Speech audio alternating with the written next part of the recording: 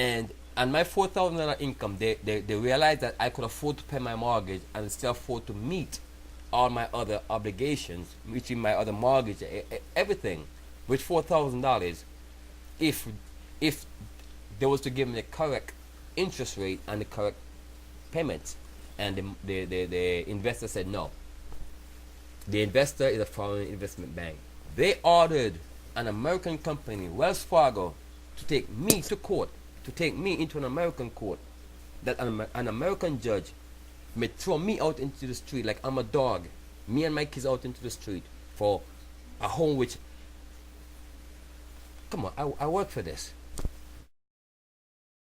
Led to the threats of foreclosure. But by acting as own lawyer, the homeowner convinced a judge that taking away his home would tear his family apart. Here's News Center 5's Amalia Barretta.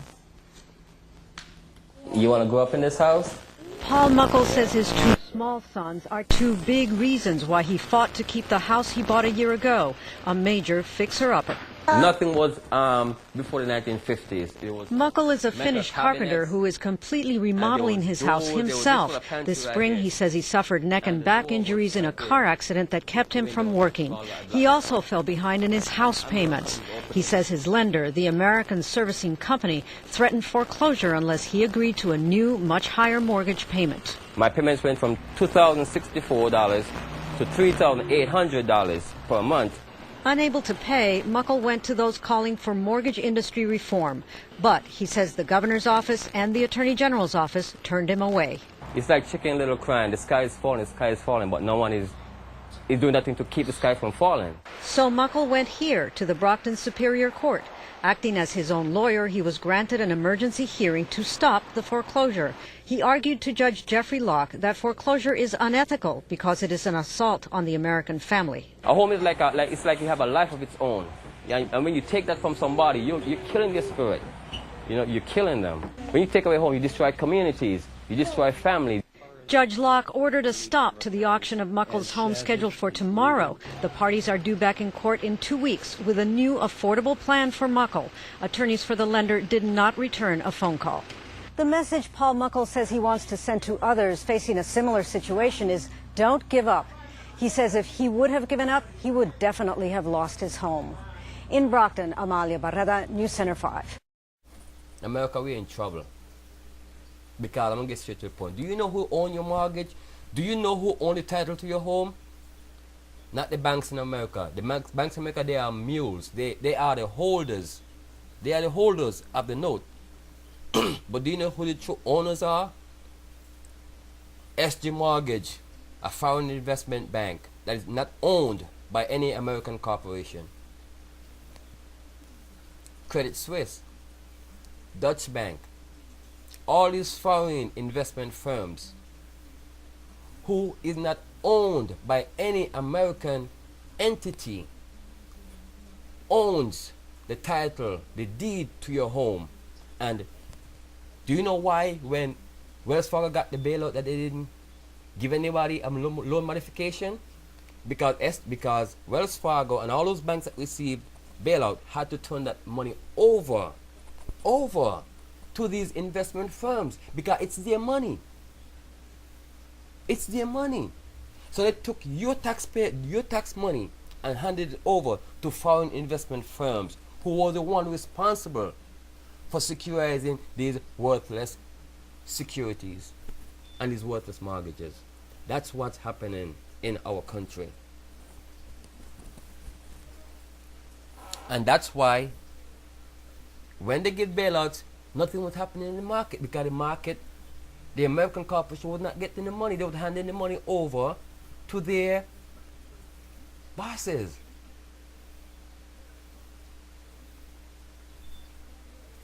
And AIG was laughing all the way to the bank because they got billions and billions of dollars of bailout money. And they just handed it over to these investment firms for losses because what happened was the mortgages were secured. The mortgages are secured. They stole money from the equity in your house to pay for private mortgage insurance. So that's why the lenders was not worried about foreclosing because the alternative, they was gonna get their money back anyway. They was not worried about foreclosure. I got the proof right here. I have the papers where it says that I qualified. Okay, backtrack a little bit, right? Remember when I told you that they upped my mortgage to $3,300 and refused to modify my loan? They sent me a note, a log note, right? Because what happened was the lady who was taking my information, she was typing everything I was saying. So she typed that I qualify for modification. She said that my the interest rate I was paying of 8.69% at the time was above the market rate of 6.5%. So right there she's saying that the percentage I should be paying really was 6.5% to begin with. And she also wrote in the note that the money I could afford to pay from my income was way more than what it would take for the profit and interest. So this note is saying that I qualified for modification, but they lied to me, telling me I didn't qualify. I had to take this forbearance agreement of $3,000 plus. So, and they had enough to send me that note. I mean, I'm sorry, I get a little bit passionate, right? But they had the nerves to send me that note with the envelope. The note was in there where she wrote this.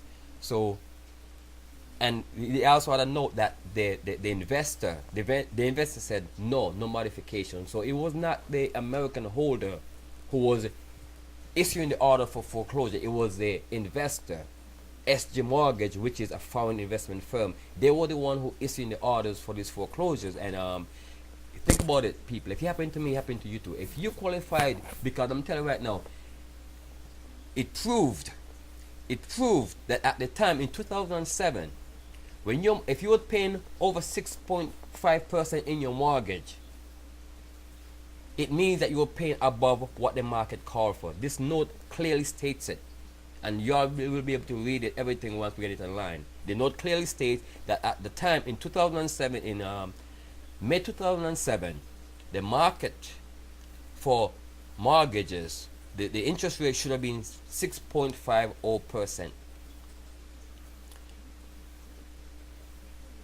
And my $4,000 income, they realized that I could afford to pay my mortgage and still afford to meet all my other obligations, which in my other mortgage, everything, with $4,000, if they was to give me the correct interest rate and the correct payments.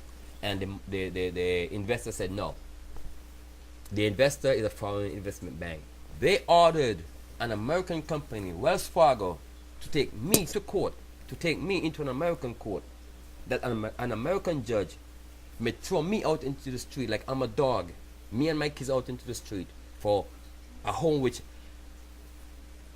come on, I work for this. I mean, I work for the fees that I paid. I work for that.